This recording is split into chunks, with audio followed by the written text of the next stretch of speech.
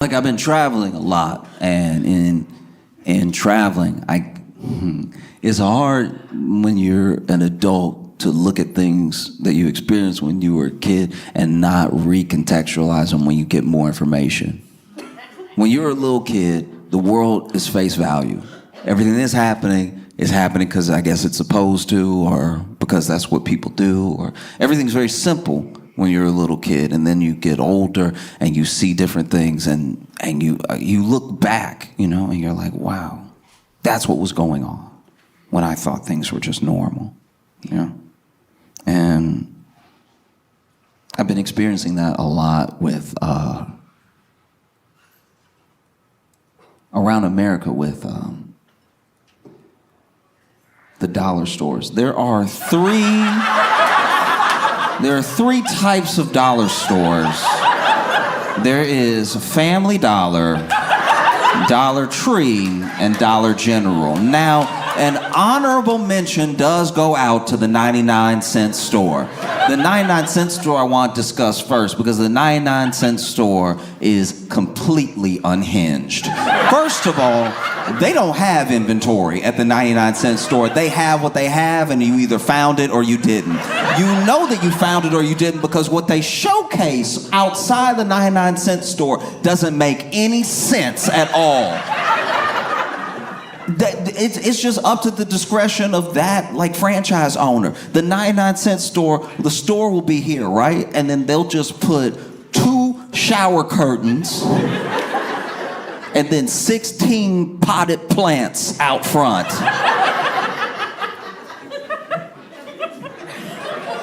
What is this place? Then you walk in and it's like, it's like if somebody truly made a business out of garage. Because when you walk in, nothing has a designated spot or anything. There are things hanging on hooks I didn't even remember had hooks. I forgot that each broom I've owned had a little hook to it. But then when you walk into the 99-cent store, almost like a beaded curtain, you walk through brooms hitting you in your face.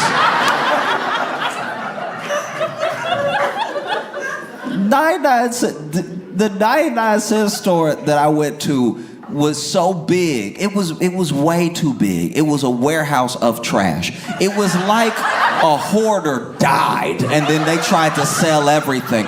Because the 99-cent store I went to had a stick man. It had a man who would get to the tallest stuff at the top. And this was the worst stick man in stick man history. Admittedly, some of y'all don't know what I'm talking about, and this is a black thing. This is mainly where we shop. There is a stick man. But the stick man was not good at all, because you're used to a stick man getting up there and unhooking something with precision, bringing it down. He might even drop the stick a little bit, catching his hand, hand it to you, right? This stick man was over here. I can't tell if he was nearsighted or farsighted, but he could not see what he was sticking. This man was over here battling. You'd be like, can I get the one up there? He's like, yeah, I got you right now. I got you right now, young blood.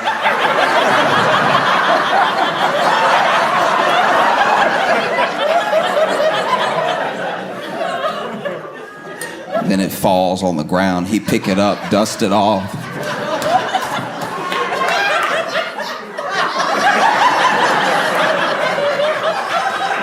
No, our stick man was trash, and he had. Okay, look.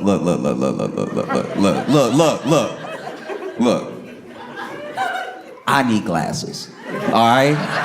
I'm not better than anybody. I'm not judging. Everybody got their own prescription, and that's their cross to bear, all right?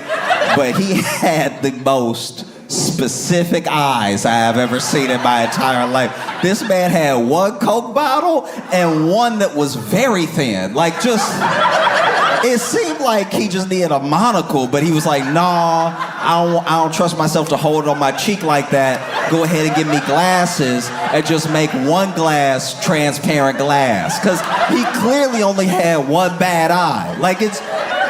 His eye, this eye had to be good. Because when you would look at him, one eye looked like he was doing this to you. right? Like one eye looked super big and the other eye looked regular. But then when you saw him, when he would turn, you could see both of his eyes were regular size eyes. So that was just the glass. And so he had one like coat, but thick, bulletproof glass on this side, and then one that was very, very thin, right? He would knock stuff over and go pick it up and everything. And he worked at the 99-cent store since maybe before time. This man had been there a very long time. He might still be there now, I don't know. But everything that's there is not like quality. You know what I mean? It's literally 99 cents in today's economy. This stuff isn't even just made in China. This is up off the floor in China. This is the stuff that they throw away in China that they were like, you want this? All right. If you sure. This is how you can tell these are the worst products ever made in the history of humanity. They are so toxic that whatever you touch, whatever color it is, that's the color you are when you get done touching it. If you touch a green broom, you will pull back a Shrek hand, all right? I had a green broom and a blue dustpan because they were sold separately, you know? Goodness forbid you package them together and they're $1.19. You know what I mean? They were like, we can't have that. We'll have each for 99 cents. And then I bought the green broom and the blue dustpan, and one hand was Martian Manhunter and the other hand was Smurf. I couldn't get my hands back to normal for days. I don't know what they painted that with. Spray paint comes out easier. 99-cent store is trash. And then you get to Dollar Tree. Dollar Tree made the guarantee a long time ago that everything would be $1, and they were the first to break that promise. You want a lesson in life not being fair? You go as a child to the Dollar Tree and buy one of their very illegal individually packaged Capri Suns. Capri Sun they don't sell them like this. You're not supposed to do this. That's how I knew I was broke sometimes. Like you a kid going into the Dollar Tree for a Lucy Capri Sun.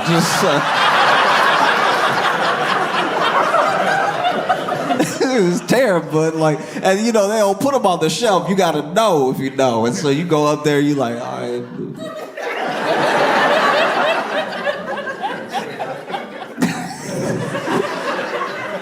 Feel like I'm buying weed or something. I'm over here, come on, sip, come on. You miming it, you.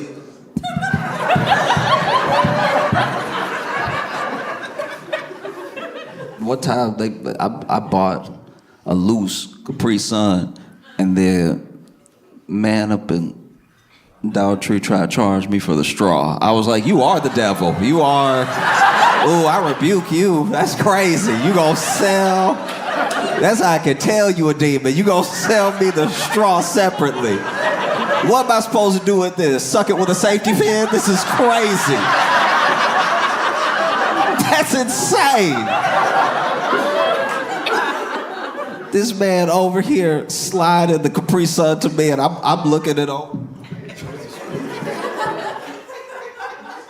What's wrong, man? You know, come on. He's like, that's extra, young blood. I'm like, hey, what? From a young age, I could identify with people who rob stores because that was very aggravating. Dollar Tree was over here just, you know, letting themselves run out of inventory. I would go in the Dollar Tree and there'd just be whole spaces, whole sections empty. You know, at least the 99-cent store is packed.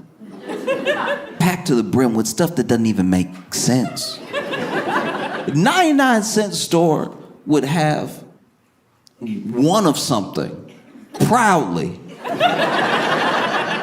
They'd have one of something and the price tag. There was one time I went to a 99-cent store, I saw one bra. That's crazy.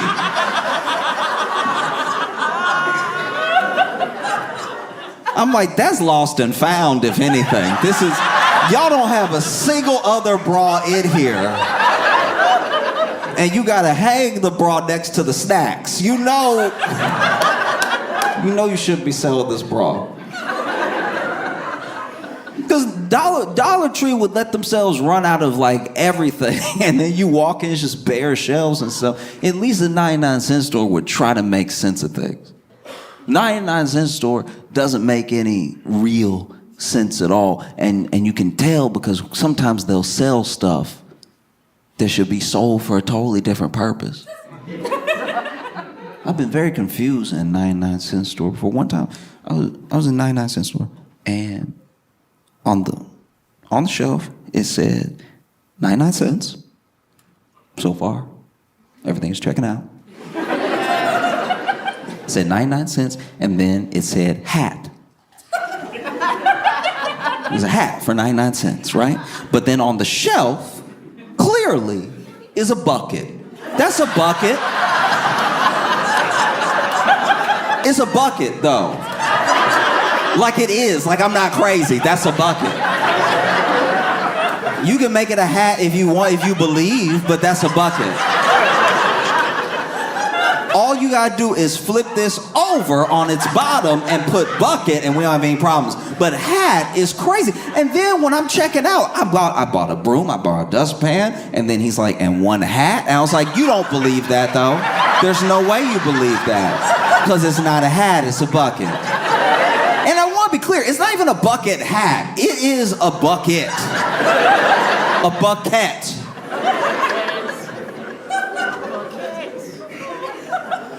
So then you have Dollar Tree. Then you have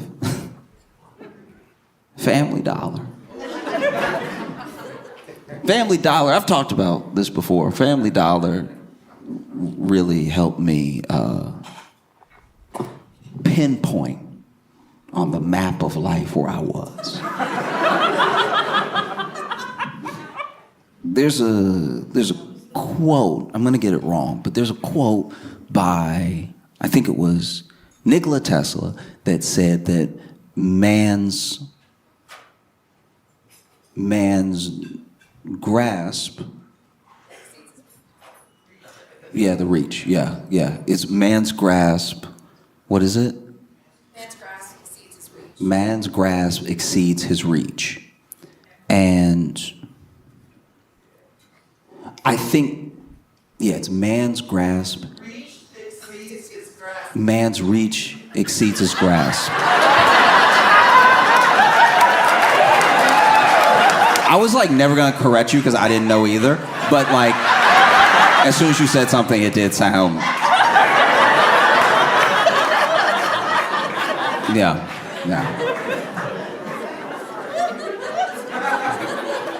I didn't know either.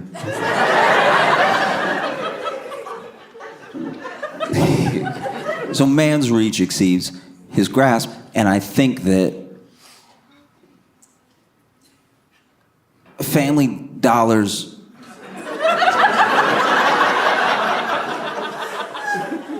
inventory exceeds its means, because every year of my life, Family Dollar has been trying harder and harder to be a grocery store. Every time I go up in Family Dollar, they add one more item that they should not have at Family Dollar. I remember the day I went in Family Dollar and saw milk, and I was like, no, we not built for this. A lot of people are gonna get sick, okay? I'm a kid, but I'm still trying to tell adults how to run their business. I was like, y'all don't even have the fridge space for this milk. Come on now. And Family Dollar has always helped me keep track, truly, being honest with myself of where I am on this map of life, right? Because at first, I walked in Family Dollar, I saw milk, and I was like, y'all, don't do this. And 2 years later, I was like, let me go ahead and get the milk.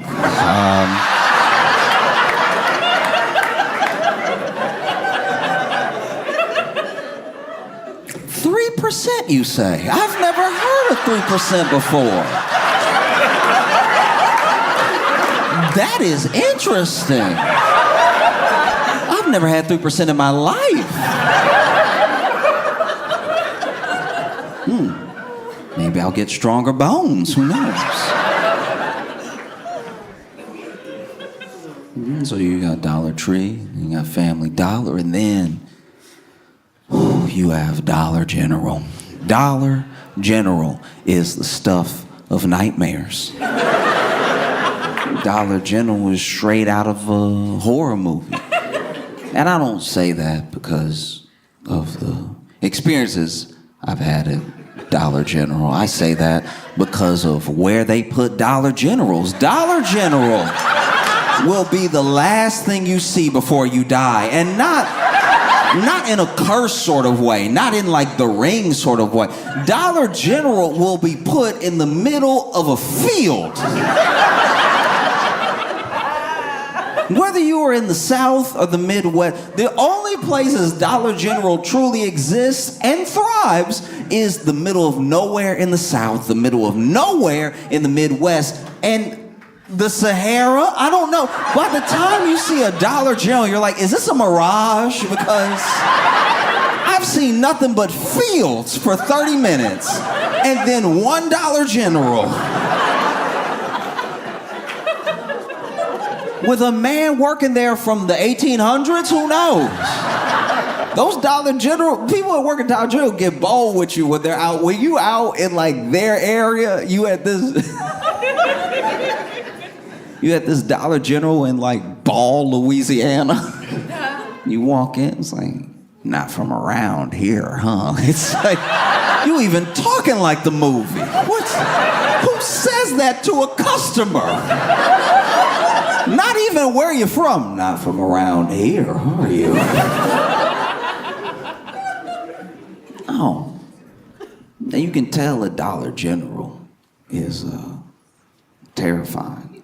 Because out of a Dollar Tree and a Family Dollar, I'm just talking about my experiences growing up, you know. Out of a Dollar Tree and a Family Dollar, a Dollar General is the least likely to be robbed, all right? I've seen Dollar Generals, you know, be on the news, not for being robbed, for the attempt. Do you know the horror that has to go down for the attempt of a robbery to make the actual news? Nothing got stolen, but everything that happened was still so bad that it made the news. There was a dude who was on the news.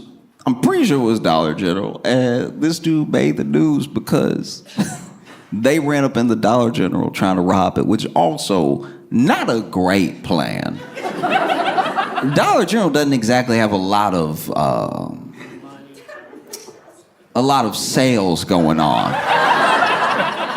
And so for all the sales they do have going on, let's just say no Dollar General I've heard of needs a safe, all right? And so to run up at a Dollar General to rob it, you already expect them to run out with like $26, okay? But this man ran up in a Dollar General trying to rob it, right? And not only did they take his gun, they beat him with his gun. And then the getaway driver called the police on them.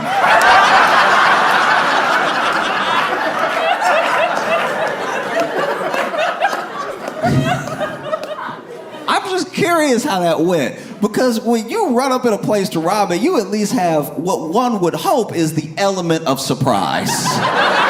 You would hope a place doesn't get robbed so often that they are ready like Neo from the Matrix to snatch the gun out of your hand as soon as you walk in. I'm sure people going in to rob a place have like a rob and walk or like a gun-toting bravado maybe. But imagine being robbed so often that you're like, no, when they come back. Because this is the thing that blows my mind, is that we're in the South, and this dude ran up in a Dollar General to rob it, and they didn't shoot him. The South loves guns. We love guns.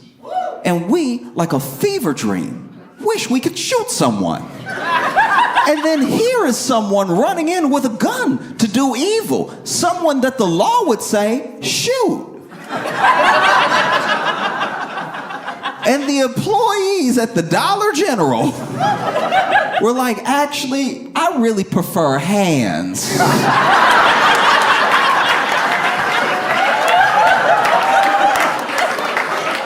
Imagine how crazy you have to be, how bad of a week you must be having for somebody to run up in there with a gun out to rob you, and you go, this is exactly what I needed. You know what? Let me tell you something about the Lord, all right? The Lord won't put more on you than you can bear, okay? And the Lord knew people had been trying me all week. People I wasn't allowed to hit. People that I could never put my hands on. And so then the Lord sent you to me at work, the place I hate most, to go ahead and take out a week's worth of frustration on you with the butt of this sawed-off shotgun.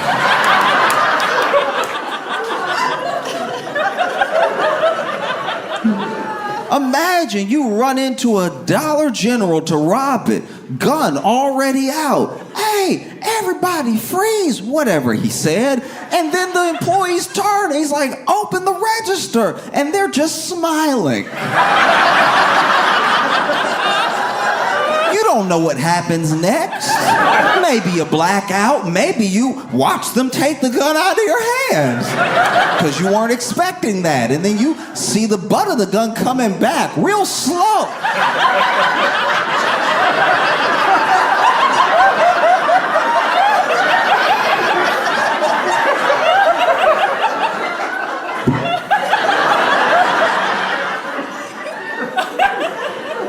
I'm sure the next part is a blur. I'm sure all you really know is you hear yourself getting whooped. It's almost like an out-of-body experience. You forget, was this my gun the whole time? It's not acting like my gun.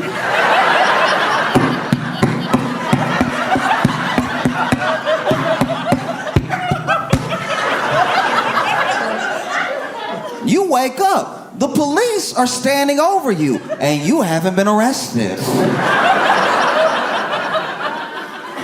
Because all the damage was done to you.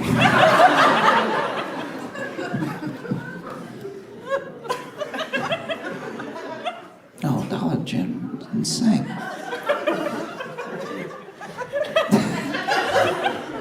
It's crazy, too, because every once in a while, Dollar General will buy a store that used to be a nice store.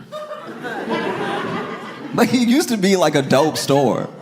Like, truly, it used to be like crazy. Like, I remember there was a place I went with my grandma, and I don't even remember the name. That's how like little I was, where it was just a memory of being with her holding my hand, and us walking into this place. And you know how when you're little, things are bigger? So I'm sure if I went there now, it would look like the size of a regular department store. But she took me to this place, and it was huge. In my head, it was so big, right? And she bought some socks, she bought some other stuff and everything, and then we left. And I remember when I would ride with her, because, you know, I would go with my grandma during the summers or after school. My mom would drop me off at my grandma's because she would still be working and stuff.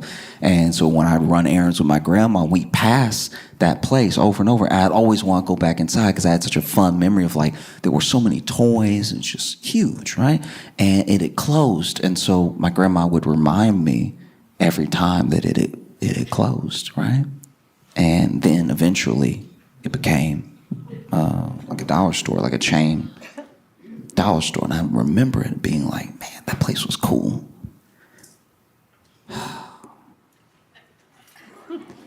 they sell 3% milk.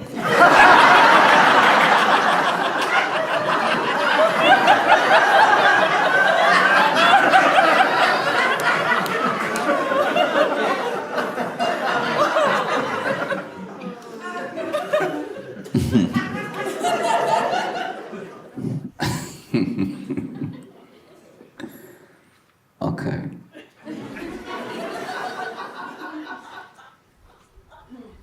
I'm trying to figure out how to put this. I told my friends a story a long time ago about how my friend met this woman online, right? And this was back when meeting people online was still like not quite done. It was still new to do that. And the woman that he met wanted to meet up one night, which is exciting because this is why you do it.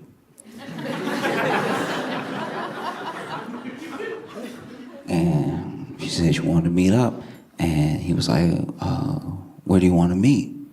And she was like, oh, behind the library.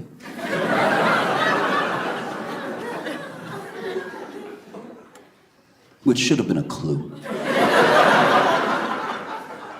Said she wanted to meet behind the library, and he was like, oh, okay. Which library? Because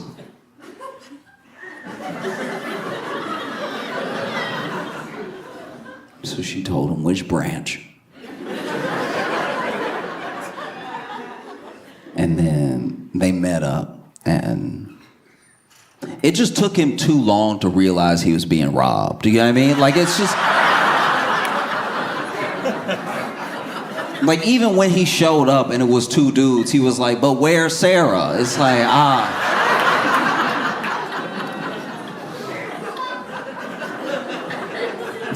You need to wake up, dude.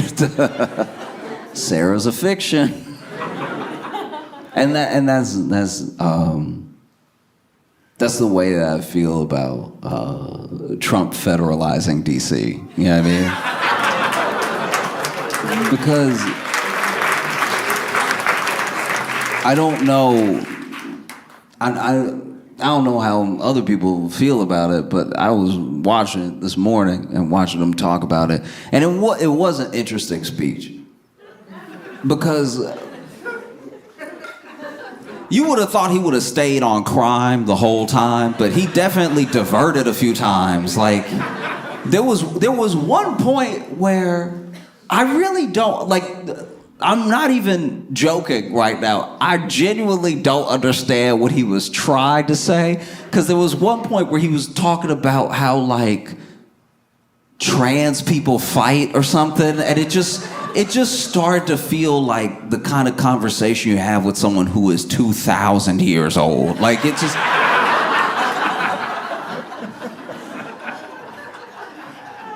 It was weird. It was like he, because it came out of nowhere. It wasn't like part of the thing. And then people, are obviously like worried, terrified, confused and everything. Because there are people who are like, he can't do that. That's not legal.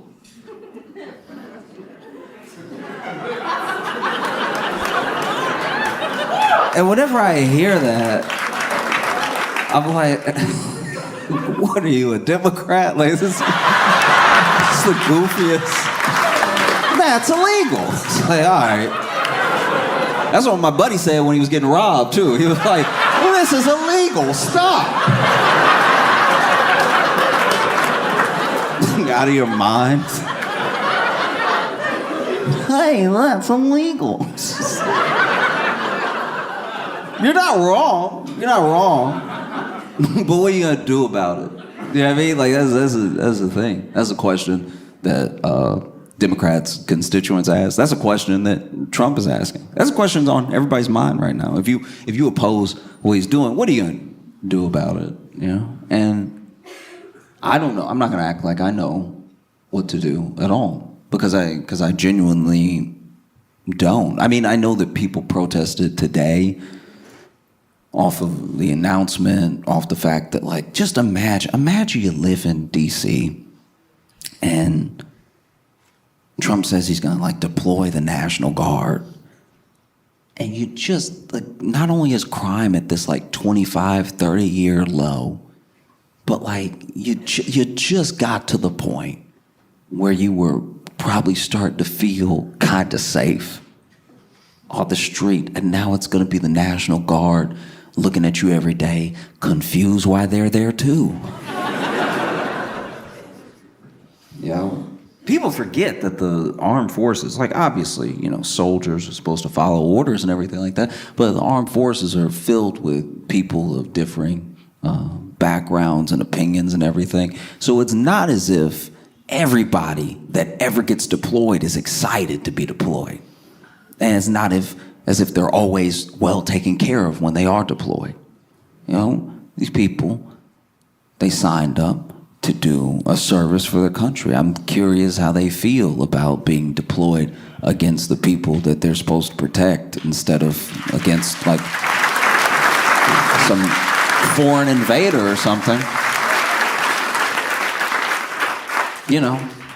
I'm not gonna act like I know. I've never served or anything, but I've talked to people in the service, and they come from all different types of backgrounds. They vote in all different types of ways, and I'm sure that if you're walking down the streets of DC feeling disheartened, feeling like you're being occupied, there's probably somebody standing there as you walk into work that's like,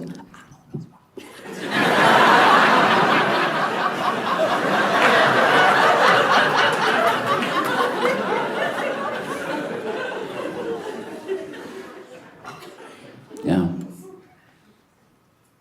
I don't know, because it has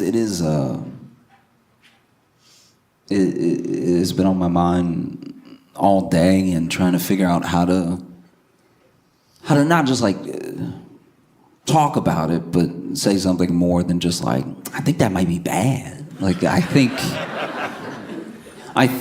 that we're having a moment a lot like my friend had, where it's like you just have to be very aware of what's happening, because to not be aware doesn't mean the thing will go away, Like, we don't want to be behind a library going, "Where's Sarah?"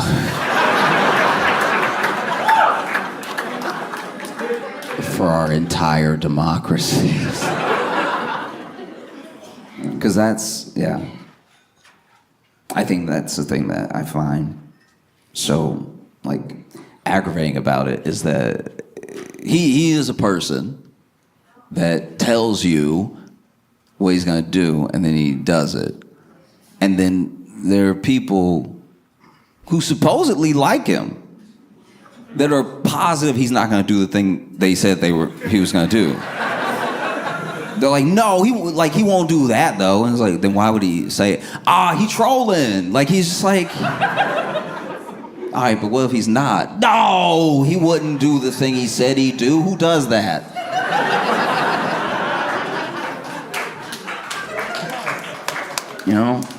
Because I'm not gonna act like I know what to do. And I think it's more important for everyone should know who, on every level, their representatives are, and what they do for you, and what they're doing for you right now. And it's easier to hold those people to account when you know who they are. You know what I mean? Like, your state senator, or everything down to, like, alderman. Everything. Because it's the fact that these people go unnoticed, the fact that we expect whoever, business people, celebrities, whatever it is, to pick up the slack of the people that were elected to do those jobs, all right? Like, we're in a position now as a country that's very scary, because we look to companies to do some of the work that local government should be able to do. And now we've stripped resources from local government to the point where you do need who knows, Amazon to come in and bring in jobs, because how are we going to get jobs now? Or you need on a state level companies that you give everything to, and they give you very little for the resource that you're missing, you know? And so now we're at a point where some of our infrastructure is completely buckled without us really realizing it. You know, there's been such an influx of money into the economy because of AI and because of the gamble and the race to be number one in AI that all these companies are making. There's been such a rush to build and fill these data centers that money is flowing in a way that, you know, the effect of the tariffs isn't fully being felt. The economy and the like 5 top businesses in the S&P 500 are now carrying most of the weight of the S&P 500. Like we're at a point that's close to tipping, and it's very important for the people to be held accountable. They're actually accountable.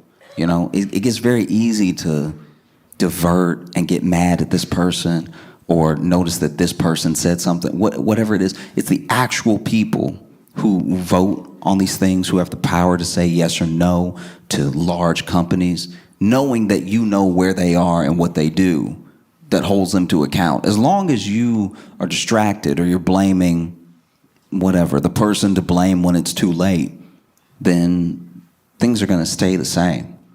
You know, representatives, to me, work a lot like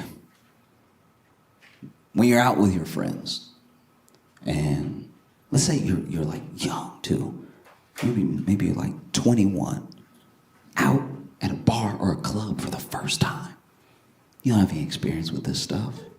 You're just the 4 or 5 of you guys all together, buddies in college, going out to like a bar or a club for the first time. You don't really know. You don't have any swag yet. Don't have a ton of confidence. All you know is you see 4 or 5 beautiful ladies across the room, and so you think to yourselves, oh, well, what should we do? One of us should say hello.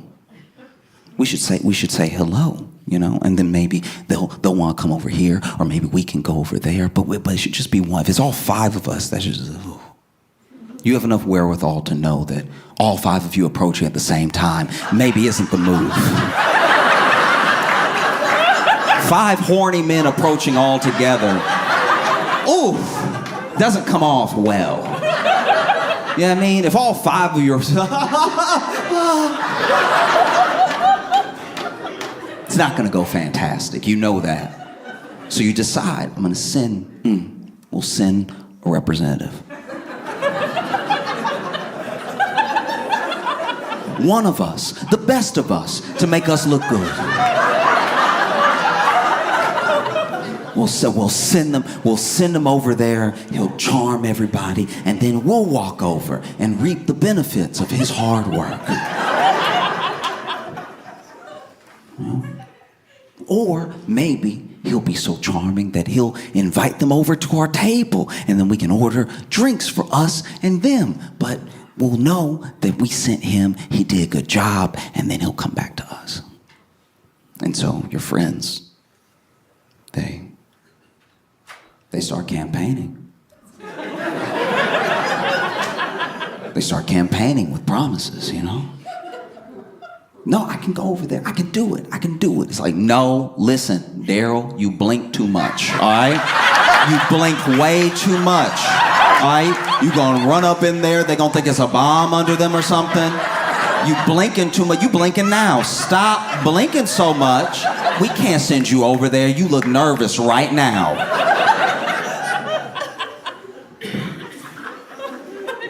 And so then the group nominates Mark. Mark has at least had a girlfriend.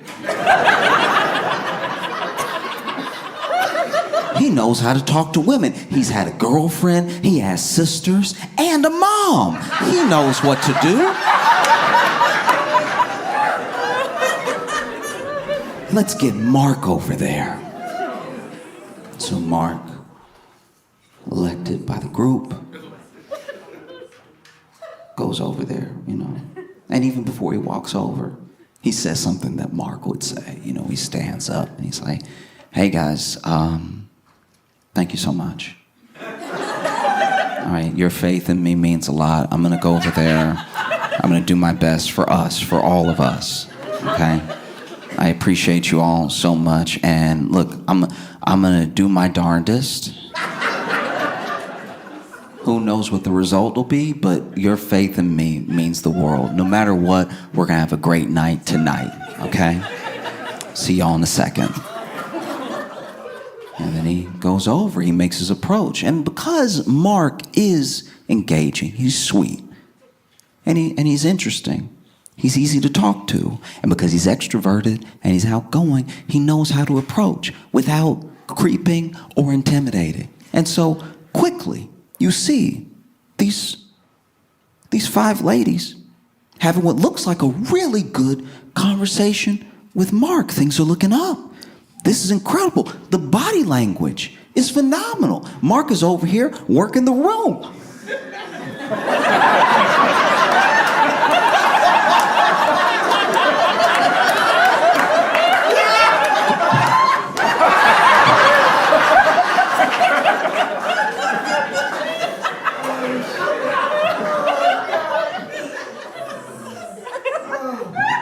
And then Mark makes that motion and he points at y'all. Y'all weren't ready. You didn't know.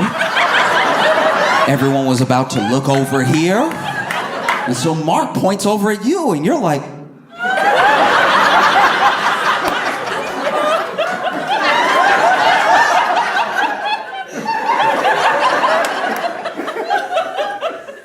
Mark turns around and keeps chatting. And after a while, things start to slow down. You don't really know why, but some nods and still a couple of laughs. And then Mark, he doesn't beckon you over. He doesn't give the thumbs up like they're about to head back with him.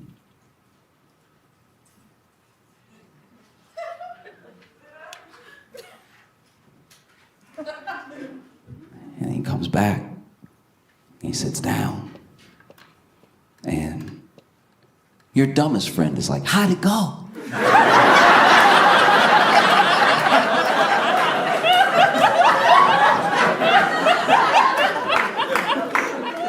And Mark says, well, fellas, they all have husbands.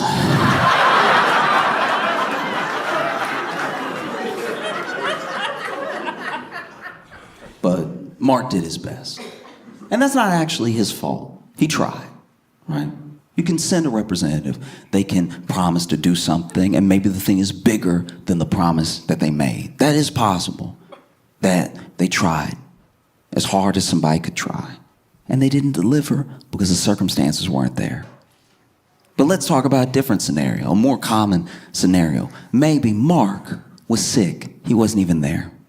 He's at home. Your buddy Chet is campaigning. And Chet campaigns on some pretty jarring promises. He's like, look, I'm gonna go over there, all right? I'm gonna be like, what's up? Be like, hey, ladies.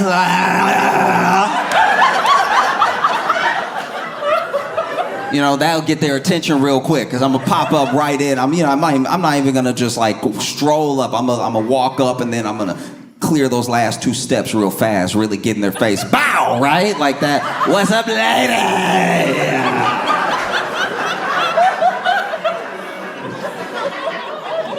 And I'm just gonna tell them what it is. I'm like, you could have a boring night, or you could have a night with us.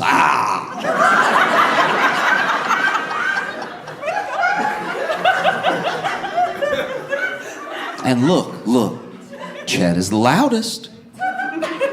He's the loudest. He's the most adamant with the supposedly strongest campaign. And so You elect him, he unfortunately becomes your representative. And you see him off, and he doesn't give a speech like Mark did. He gives a speech like, all right. Next time you see me, I'm gonna be smelling like perfume, all right?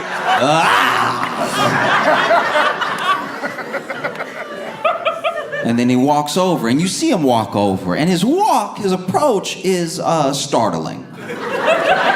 Because he can't just walk over. He's doing like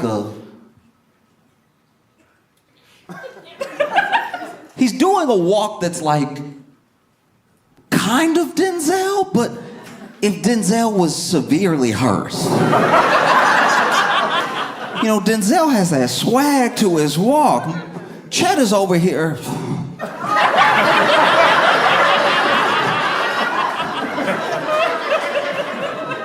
And then he does what he said he was gonna do. He walks up, and you can't really hear him, but you can see the body language.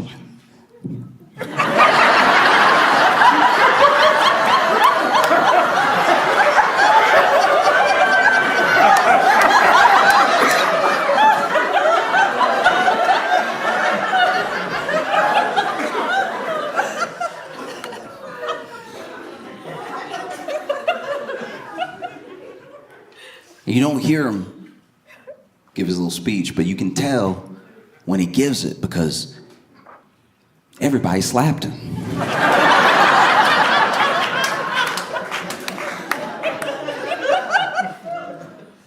And then he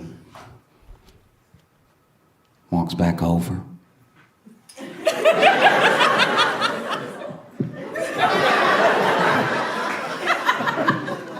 He sits down.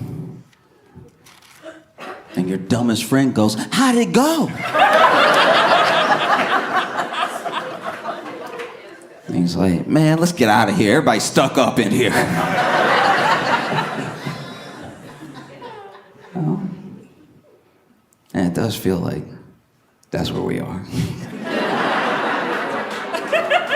Yeah, I mean, we're in a pretty bad situation. There's way more Chets than there are Marks. You know, because I used to look around, especially when I first started touring, even when I was in some of the worst, you know, motels, hotels, like some of the worst, like. But I did. The first time I ever got a chance to travel this country at all and meet new people who were from new places that I had never been to before. Not only did I have a good time because I was having these new experiences, but I really felt like I was seeing something really, really beautiful. Everybody wasn't happy and everybody didn't get along. I'm not like pining for a time that didn't exist. I'm just saying that like really getting out for the first time in my life all those years ago felt a lot like walking through that department store with my grandma. It was really special. I look back on it fondly, and I am genuinely afraid that we've gone from that to a dollar store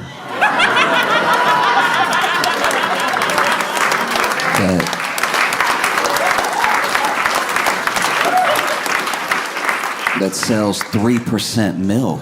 One thing that is very fun about being in Pittsburgh is your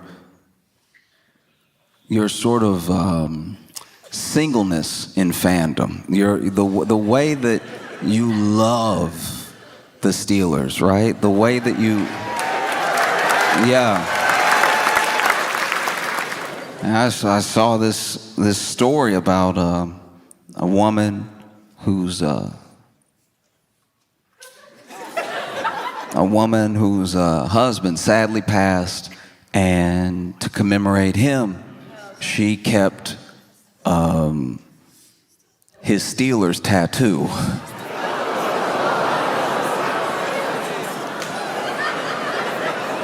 I'm glad we're on the same page.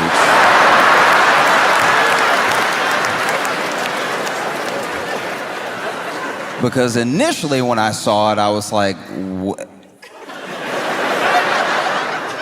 Yeah, no, kept the Steelers tattoo and it's like in a little. And then in the article, she was like, yes, we kept the tattoo. No, we don't think it's weird. And I was like,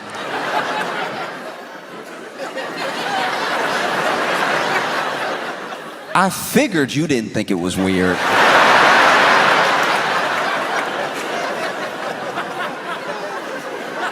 Seems like it was your idea. That would be wild if you were sitting there holding the plaque like, I can't believe they let us do this. This is...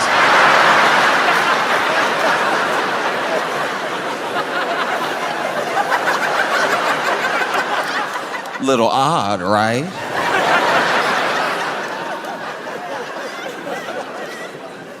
And look, I don't know. Wow. Like when I saw it, I was like, because also, look, I'm not gonna linger on it too long, but it was a big tattoo, so I don't even know what that is. That back? Is that arm? Is that, you know what I mean? And maybe this is something that the husband would have loved. Maybe he's like, yeah, keep it, put it in the living room, right? I don't know. I also don't know how hauntings work, but I imagine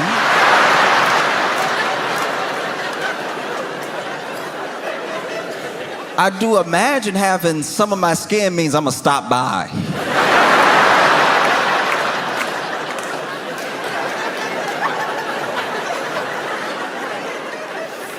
If anybody ever kept some of my neck, I think I'd be like, we have to have a discussion. Poltergeist or not, I'm coming over, we're talking about it. You know, you already have to be careful in people's houses because you never know who got the urn on the mantle or something like that. I don't know why they don't sell urns with like a lock on it. Every urn I've ever come across just been ready to be opened like a cup of sugar.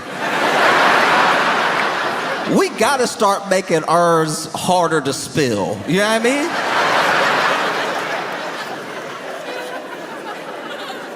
I've been in people's houses where they got, whether it's like a family member or the pet, they got the urn on like a mantle or a bookshelf, and I'm like, that's a little high. If it falls, they will be everywhere. And it does sort of, I don't know. It does taint the memory a little bit if this urn fall and now you gotta Dyson him up.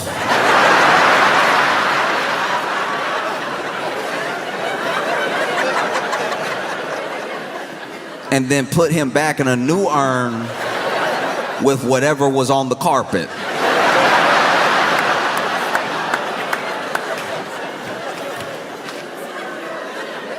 Just something to think about, baby. Literally, just even McDonald's cups are harder to spill.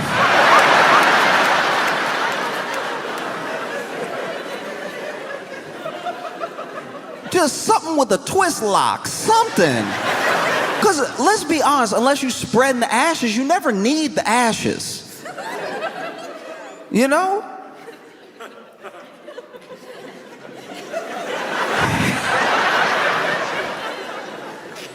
It's not like you hiding something in the ashes and then you're gonna open up the urn, pull out the Glock. Like that'd be a wild home invasion. That'd be imagine you're, let's say somebody, goodness forbid, but let's say somebody broke in your house or something like that, and then they've got you and the family held hostage, and maybe you did something to them. Maybe you're a healthcare CEO, right?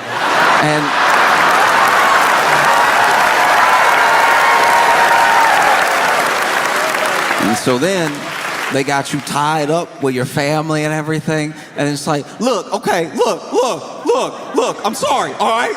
And they're like, sorry is not enough. You about to go. It's like, okay.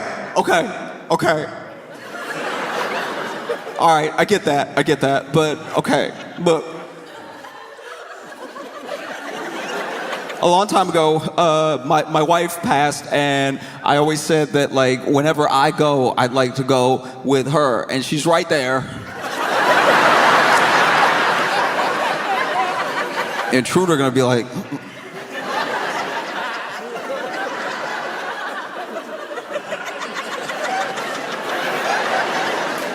over there?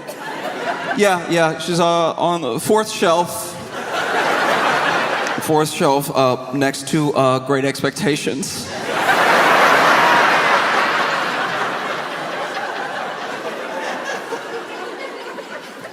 If I could just like hold her, I'll just, the small kindness. Let me hold her while you bow. You know. The intruder's like, okay, go ahead. Go get her.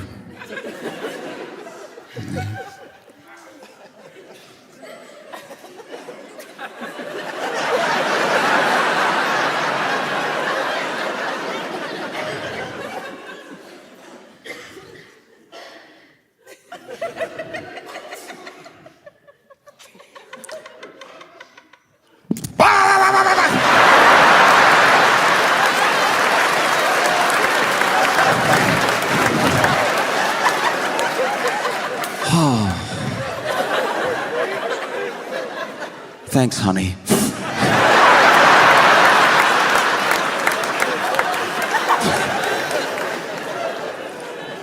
No, it's wild. Because now that mantle just,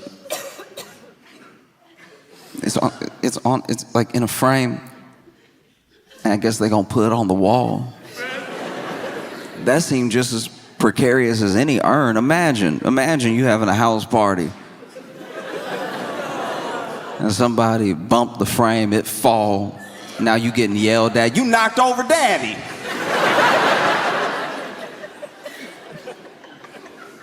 Everybody does things differently, and some people very differently.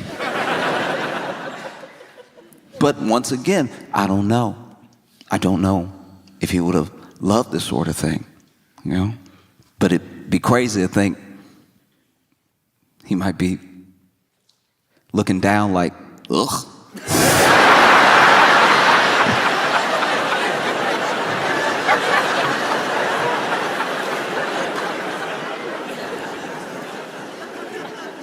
But in case he loves this sort of thing, and in case he can hear us on 3, I'd love all of you to join me in a Go Steelers. 1, 2, 3. Yeah.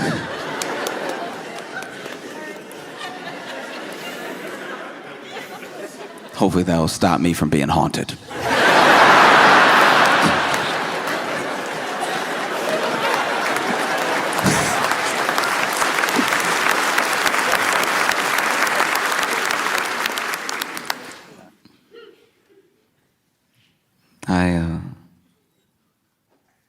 In my life, I've had a lot of roommates, and it's funny because, like, I don't know, I've talked about this before, but like, roommates is like extra family because you're poor.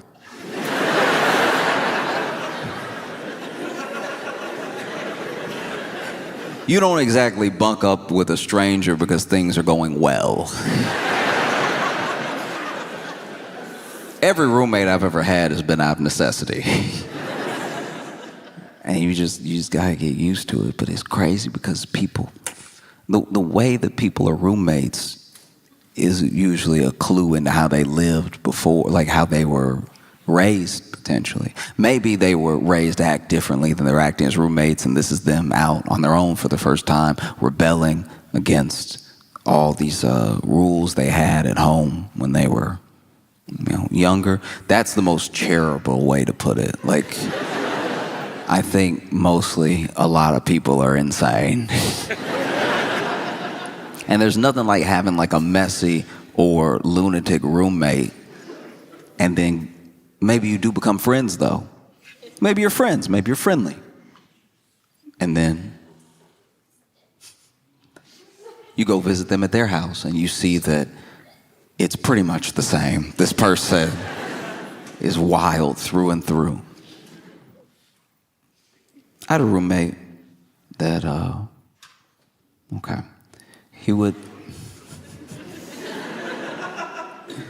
there would be some nights where he would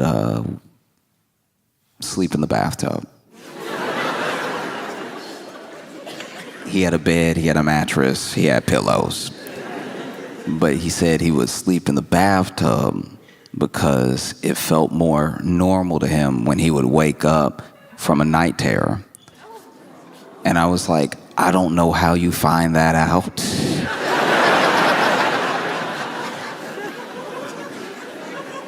That means this man had night terrors and tried every room before he went tub.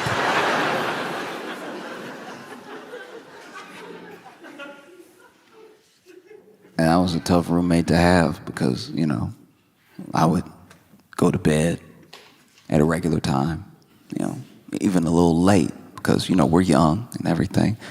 We're in college, and then I would just know I can't go to the bathroom for the rest of the night.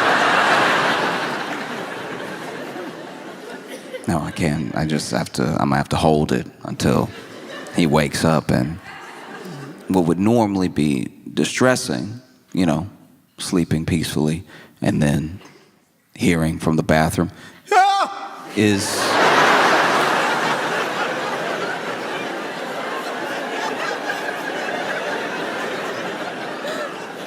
only made a relief, because then I know, okay, he's up, I can go.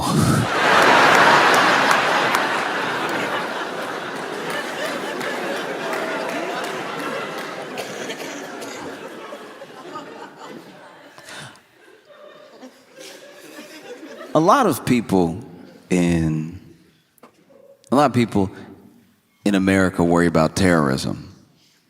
This is a top concern for some people, and it just depends, mostly, to me at least, on when you were born, And I think that within this understanding of terrorism, there are many different definitions, One definition is someone who stokes fear and anxiety for the purpose of fear and anxiety in their enemies. And there's a lot of talk of terrorism or potential terrorism. People get called terrorists all the time, and there are some people that want to equate terrorism to one specific group, one specific religion. But I know that there are terrorists, but the terrorists that I'm talking about, they have no religion. The terrorists that I'm talking about, the terrorists that I believe already live in the U.S., they don't have some God that they call to for their purpose of doing what they do. They just do it to stoke fear and anxiety. I'm talking about people who put an empty box of cereal back on the shelf. These people have no place in our society, all right? I had a roommate. Last straw for me was this man. I had bought some Cheerios, and I bought it for the group. We all eating out here. And so then I go to grab the Cheerios, and I'm excited, I'm hungry. And I go to grab the Cheerios, and there's a certain feeling. Anyone who's been a victim of what I'm talking about will know the feeling. It is a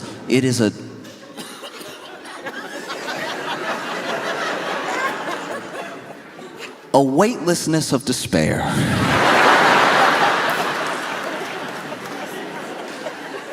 You go to grab what you think might even be a half full box of cereal, and in your attempt to grab it, you put too much energy, too much force into your shoulder, into your arm, into your hand. And when you put that force into your shoulder and your arm and your hand, and you grab the box of cereal and you go to lift it up, you hit the top of the cabinet. Because there's nothing in there. And not only is there nothing in there, what's been left is crumbs. And the sound of crumbs is the jingle bells of poverty, all right?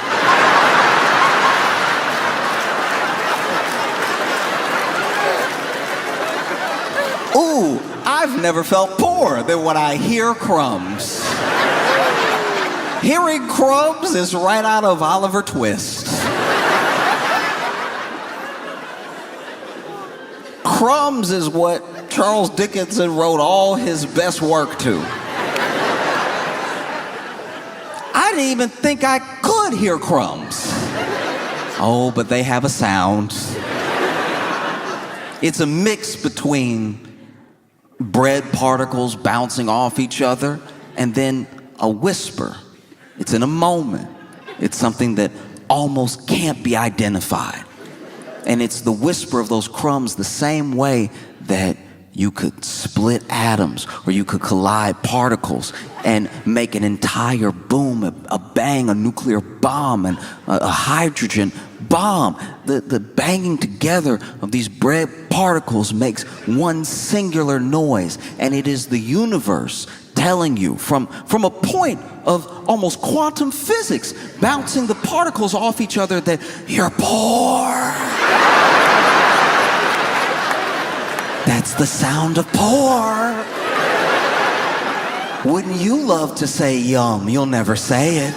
You're too poor. These are crumbs.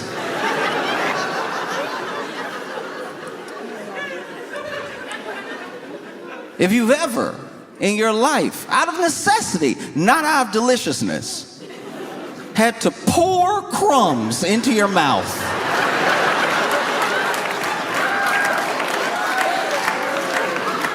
only in the Bible do I imagine this level of thirst for food. You might as well be in the desert. Even if you are in your Pittsburgh apartment, you might as well be in the desert if you are opening your mouth, letting it hang, while an entire bag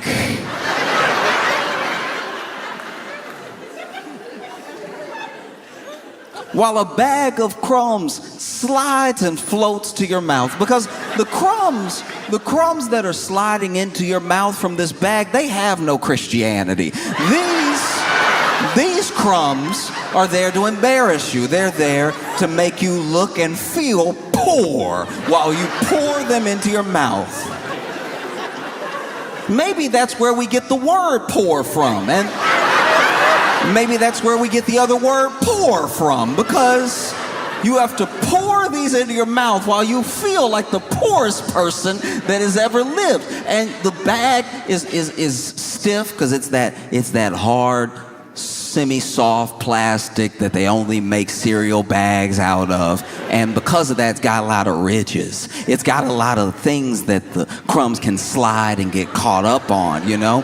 It's a lot like when you try to get water to a new place and the water is working its way through the canyon, but it doesn't know where to go yet. It's being pushed by the other water. And this gravity that's pulling down the crumbs to your mouth has the crumbs rushing at you from all angles. Even when you try to pinch the bag, you try to pinch the bag to give yourself some dignity. You try to pinch it and straighten it up to make a funnel for your mouth, because this is all you have. Crumbs is all you have.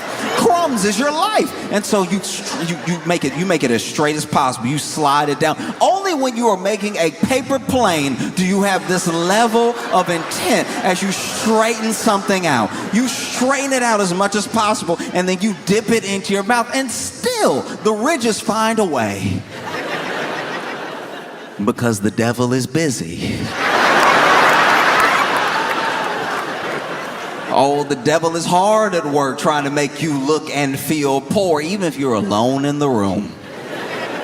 You pour the crumbs, they're rushing from all angles, skiing down the plastic to your mouth. But then something happens. You don't know if it's in the middle of the bag or it's at the very edge, because some bags, depending on what cereal you get, have smooth tops and some have ridged tops, okay? That's gonna be important, because if it's a smooth top, the crumbs will slide out. If there's ridges right at the top, that means that the crumbs have one last giddy up before they get to your mouth. And so then not only do they giddy up, but you are looking for the food. You'd at least like to see what you're eating. And so you're looking down the bag, and the crumbs are like, we can go anywhere. We could go in your mouth, we could go up your nose, but we love to go in your eyes. And so then you're standing there with crumbs in your mouth and in your eyes and down your face and down your shirt, because as soon as they got in your eyes, they stung, because crumbs are sharp. You might as well juggle knives over your open eyes. You know what that feels like? To be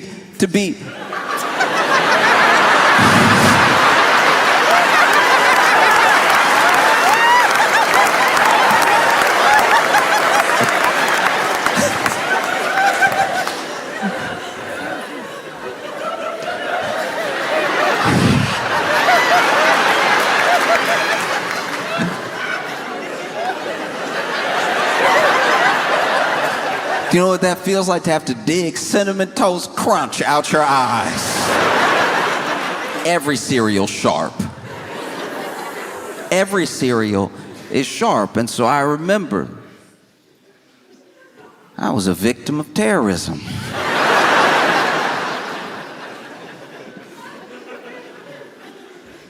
And I took my crumbs like a man. But then I confronted my roommate. I said, hey. I know what you did. You know what you did. I don't know why you did it. I feel like I've been very respectful. I feel like we have a good rapport. I don't know why you would engage in such a vicious attack against my Saturday. And he was like, what? I was like, you know what? Because he did know what. Because without me saying anything else, he was like, look. I put it back, but there was some in there.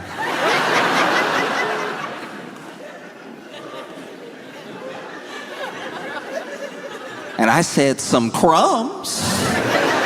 He's like, no. There was Cheerios in there. And then I thought, okay, maybe I've made a mistake. Maybe I have accused the wrong roommate, because I have more than one. And so then I walked to the kitchen with him, because the bag and the box were laying on the ground, because I obviously had to run to the bathroom and wash my eyes out of the very sharp cereal. And at this time, first of all, I need to go back. This is the second time this had happened, all right? And so first time was Cinnamon Toast Crunch, and then the next time it was Cheerios. That's my mistake. And so then he was like, there was some in there, and then we walk over, and the bag and the box are strewn on the floor like a crime scene. Because I had to drop them immediately. I also got Cheerio in my eye. And I was like, there was nothing. And you know there was nothing, because it was only crumbs. And now the crumbs are in me and on me. And then he's like, no, there was something left. I was like, what left? And he was like, there was one Cheerio. And I was like, now I know. You might as well be Osama bin Laden, because the fact that there was one Cheerio you chose to not eat and leave means you're out of your mind. And then I looked, and sure enough, there was one Cheerio on the ground. One Cheerio. A single Cheerio. like a British person saying goodbye.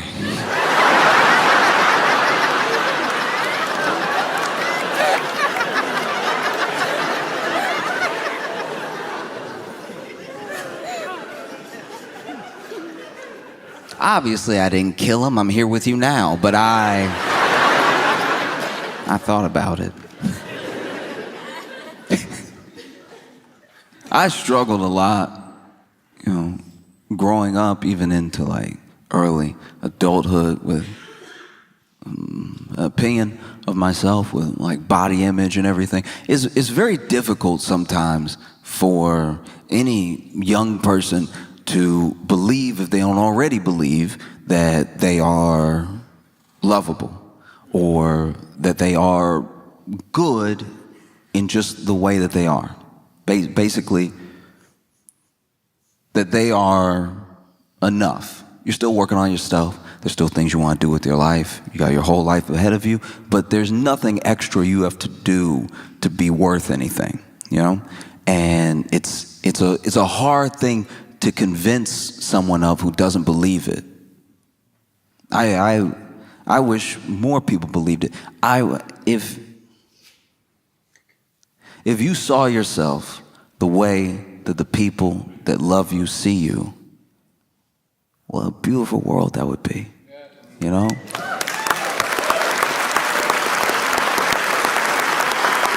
And it's not as if love isn't poured into and on these people, showered with praise when something goes right. Not everyone gets it, but even for the people that do, they still struggle with body image, they still struggle with confidence. And then for the people who should have people that they look up to, maybe not giving them any of that, either being indifferent to them or actively hurting their confidence. Sometimes even when you have those positive forces in your life, you still don't accept it in a way that would help boost your confidence. You're like, she loves me, but that's like my mom. She biased.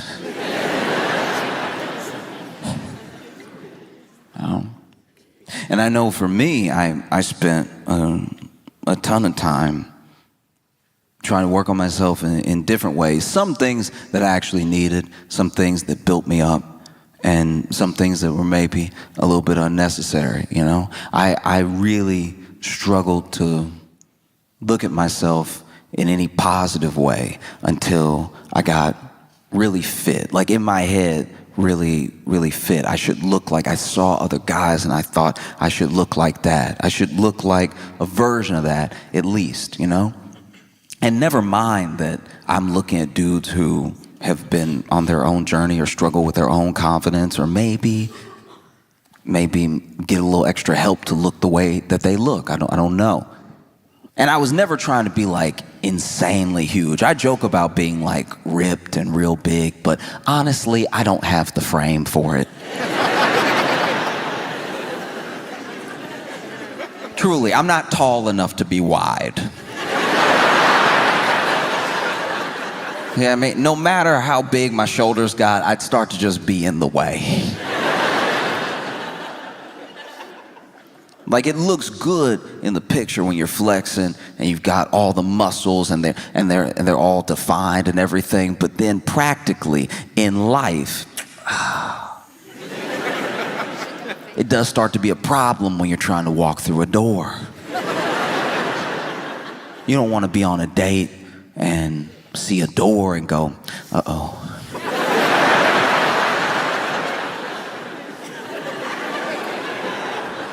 How do we handle this? Because the shoulders, the hips, they're all wide and muscular, but that door frame, oof, making all of them standard. I can't believe they're doing this. And then you're holding hands, you get to the door, and you're like, you first. You look like you being a gentleman, Please go ahead. And then she walks through the door with ease, and you now have to figure something out. You're standing on the opposite side of the door, and you're like, oh.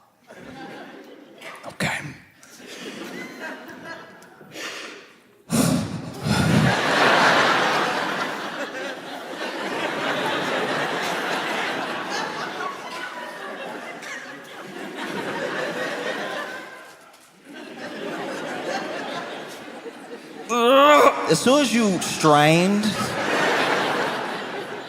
you let her know this isn't gonna be the life for her. I never wanted to be huge. I just wanted to be very, very fit, you know?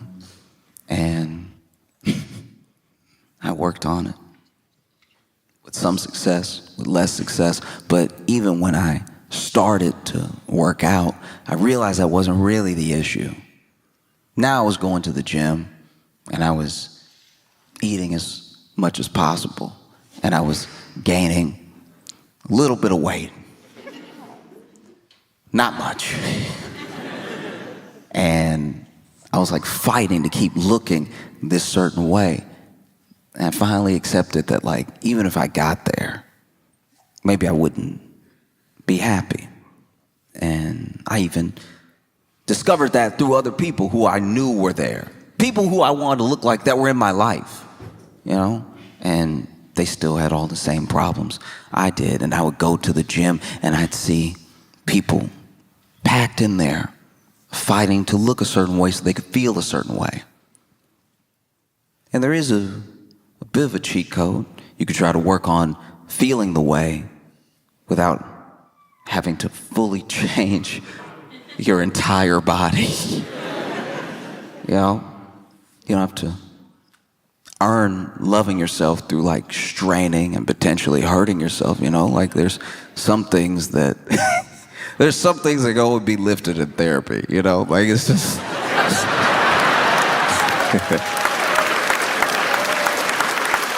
and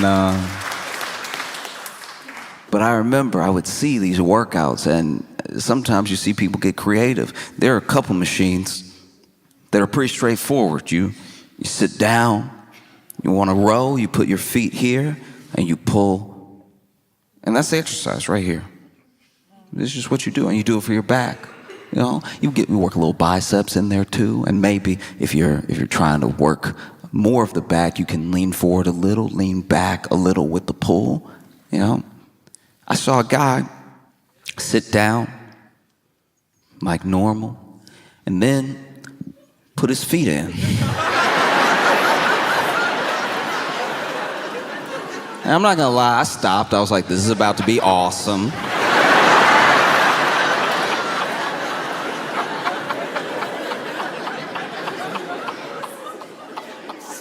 This man, I don't know what muscle it works out. It seems like it just ruins your joints, but he went,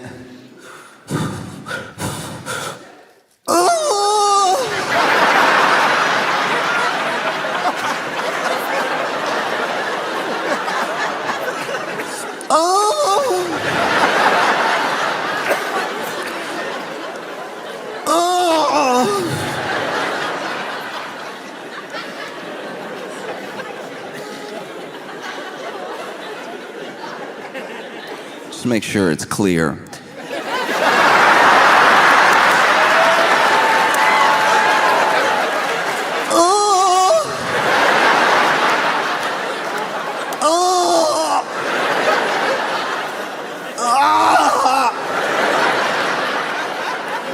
And it looked like it felt like it sounded.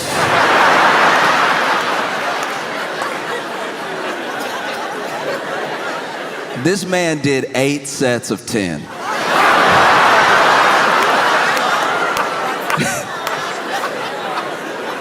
And I watched the whole thing.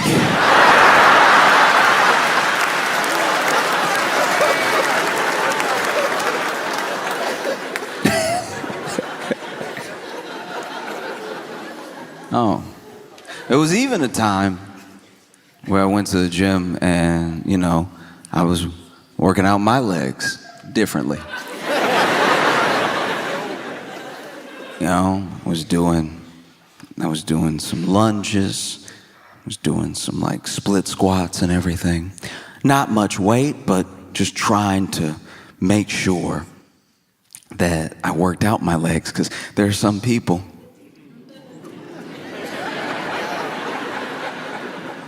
that in all that self-consciousness and all of that wanting to build up for yourself, your body and your image, They still only work on the glamour muscles. They forget the base. They forget their core sometimes, and they definitely forget their legs. And we've been told since we were children that the legs are important. We've been told in many different ways. We've been told by PE teachers. We've been told by coaches. We've been told by parents. We've been told by cartoons. There's an entire cartoon dedicated to people who skip leg day. Johnny Bravo was trying to warn us for our entire childhood how important leg day is. That's not a structure you want. You don't want to have more hair than... So I was working out my legs, and so I'm packed into this gym with a bunch of other people, which is, look, it's very frustrating because this gym was unfortunately affordable. So a lot of people were in there, you know, and I was one of them. And I was hopeful, you know, sometimes they sell memberships all year and they're counting on people not to go. The way the gym structures are built out, it's so that you get all of these people here, but they're signed up, they don't actually show up. And so a gym is able to run fairly efficiently as long as like 1/10 of the people who are members show up at a time. If everybody showed up that was a member of the gym, if everybody started to really decide to work on themselves, it would look a lot like TSA.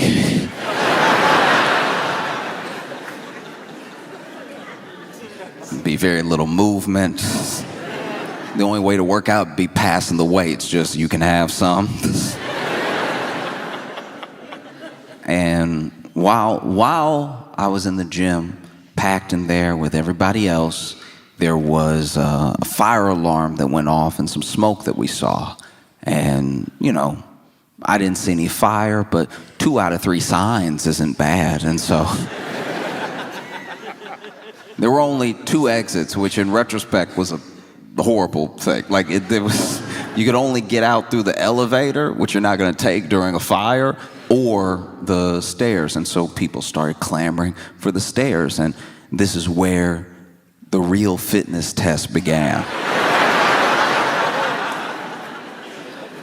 Because there were some people that were out in a flash, but then there were other people who had been working out. So they used all their fire running strength on the treadmill. So now they see that the fire alarm is going off and there's smoke, and they hop off the treadmill and they're like, oh no.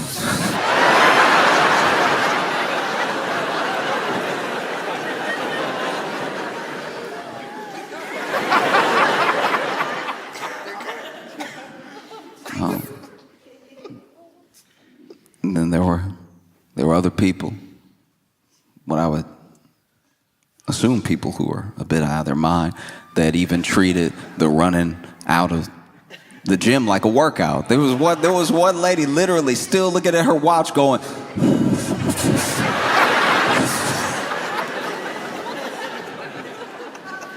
and then there was me, who had been doing leg day. Tried to make my way out as fast as I could, but honestly, if I could brag on myself for a second, I had gone pretty hard. You know, I had a PR and everything, and a PR is what you don't want to have when it's time to run. Because I put the weight down, I saw everybody running out, and I made my way for the exit, and I could not stop jiggling. Like every...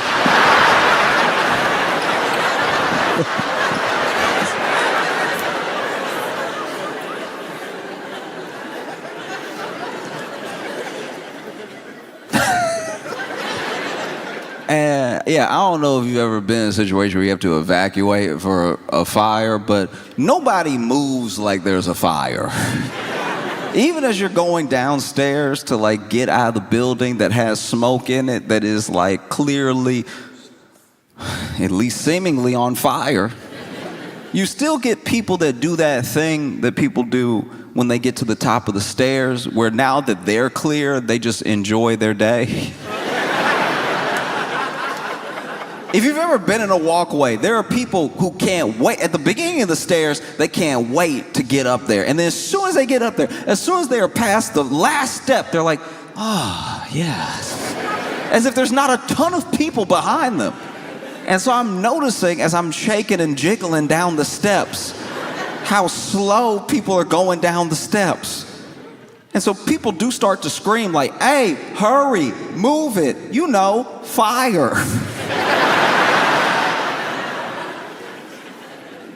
And then we get outside, and it was next to the door. One of the reasons everybody was slowing up was that same lady was out front near the door, just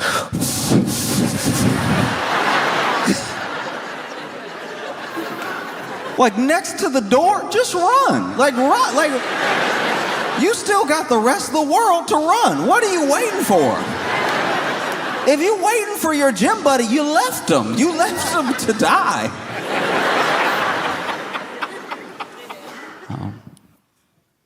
It's funny because I was watching the news and I saw this, can't really call it a debate, it was more of a screaming match.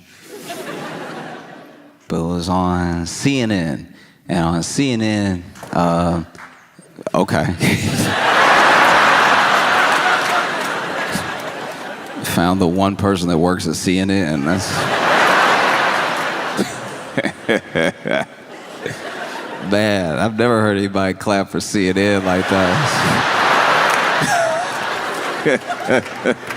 Yeah.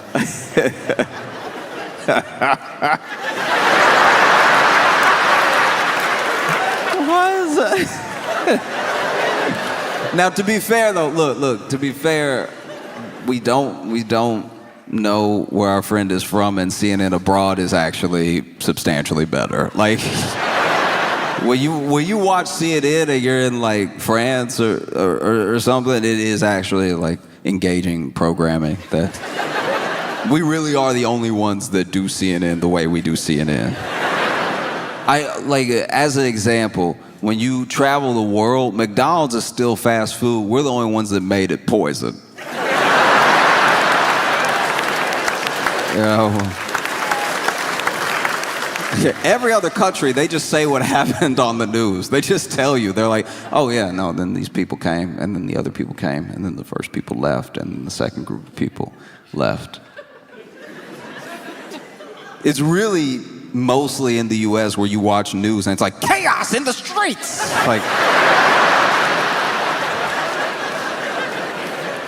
Like every news segment is cutting a promo for a horror movie. I was watching CNN and I saw where Jillian Michaels was on there in a debate that she seemed to have started, and they were talking about changes to the Smithsonian and how art and culture shifts between who has the power to dictate how the exhibits are written, who the exhibits are of, and everything. And Jillian Michaels was like, it's so unfair that slavery in this country only gets blamed on one race.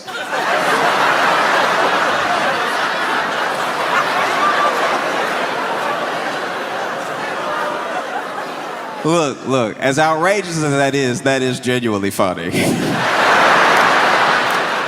Like, look, I'm not gonna tell anybody how to feel, but if you heard the words I said, that Jillian said, and you immediately got angry, I would ask you to take a step back. I'm not gonna tell you how to feel. You can be angry if you want to be angry, because it is a very short-sighted, ignorant thing to say, but that's precisely why it's so funny. It is absolutely hilarious. But the best way I can describe why this is funny is when I was a kid, I would I would be at home alone for about 3 hours. I would get off, from school. I would do practice, and then I would get home and be alone for about 3 hours, right? So for 3 hours, I was the only person in the house. And one day, I was just walking through the house. I was eating something. I think I was like eating some Easy Mac and walking, not paying attention where I was going. And I knocked over this vase. And it was a vase that my mom loved, right? And so it smashes on the ground. And I genuinely didn't know what to do because I was like, man, I'm going to be in a huge amount of trouble. I need to think of something. And in my head, I was like, what should I do? Should I call my mom now and be like, hey, when you get home, you will want to beat me. But I feel like if I tell you now and you're going to be like on shift for another half hour, and then just the concern, because I never call you, I'm hoping the concern that you have that I am calling you you'll be so relieved that I'm alive, that I'm not dead, you'll want to kill me less. You know, because having that coworker be like, it's your son, you know what I mean? And then have you be like, oh, what, my baby? And then I tell you what I'm about to tell you, and then you're like, oh, I'm just so glad you're still with us that I would hate to make it so you were not, right? That was one thought. Then the other thought was, look, I've given this whole having a family thing a good run. Maybe I dip right now. Maybe I leave home right now.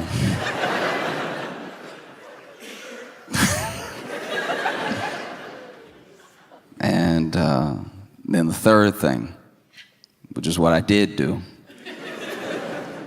was nothing.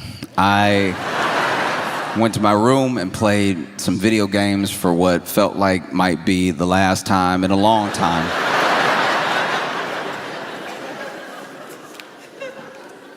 And then my mom got home. I remember all the noises of her getting home. I remember the screen door, and then the lock, and then the lock turning. And then the deadbolt turning, and then her walking in, the screen door shutting behind her, her shutting the door, her locking the door, and the deadbolt. Again, every footstep from the front door to the kitchen, because she missed it at first.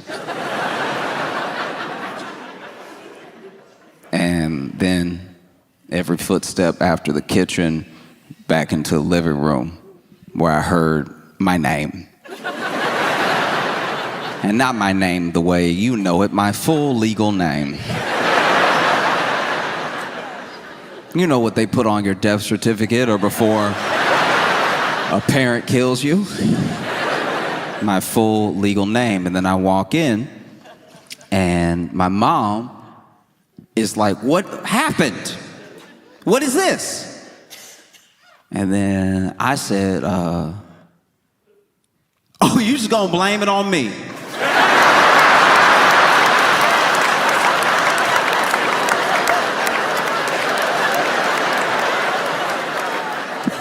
Wow. Maybe I was in there playing video games the entire time. Maybe somebody broke it and left. Maybe I'm lucky to be alive right now. You're just gonna immediately blame me because I was the only one here. You're just gonna blame me because it looks like it was me. And that's kind of what Jillian Michaels was doing with the whole,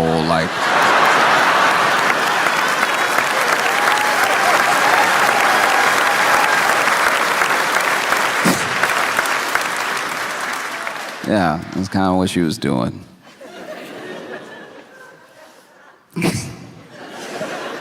Can't believe you would just blame it on one race of people.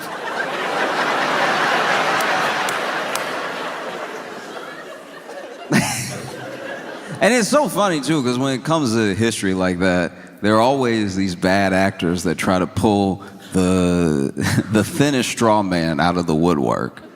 You know? There'll always be that person. There was a guy, I don't actually remember his name, and this is before slavery in the U.S. was more based on race and before more people were shipped to the U.S. There was a dude that I've read about that apparently was of African descent, and he came over and he had about 2 or 3 slaves. And one of those slaves was seemingly of the Caucasian persuasion. And whether this thing is true or a myth, I've heard it my entire life when referencing slavery, that there was one black guy who had a white slave. And I'm like, look, even if that's true, that's not what it's known for.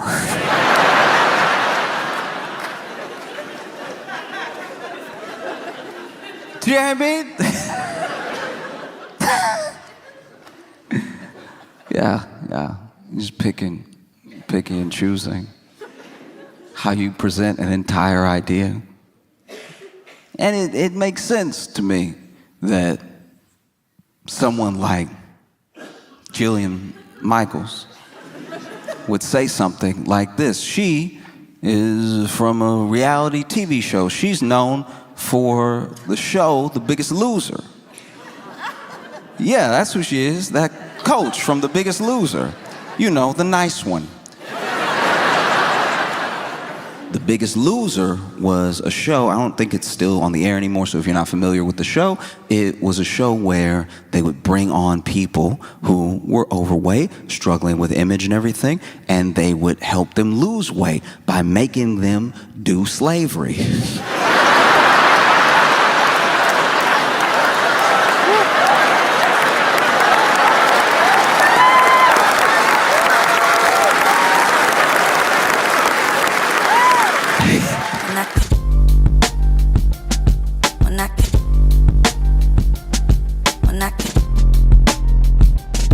Mira,